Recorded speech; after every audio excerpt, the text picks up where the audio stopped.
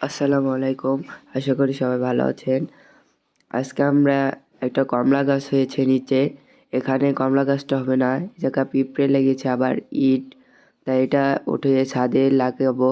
এই গাছটা ছোট, তাই বেশি জ্বর হয়নি, তাই ভাবলাম এই গাছটা উপরে উঠে লাগাবো। আমার উঠানো হয়ে গিয়েছে, এখন আমি ছাদে যাব।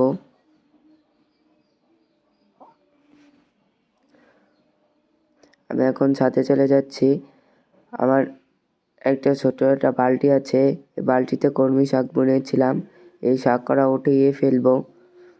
কদিন আগে এই শাক খেয়েছি, তোমাদের ভিডিও দিয়েছিলাম। এখন এই বালতিতে আমি লাগাবো।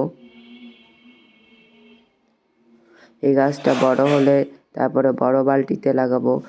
এটা লাগাইলাম, যদি বেঁচে যায় তাহলে বড় একটা বালতিতে লাগাবো।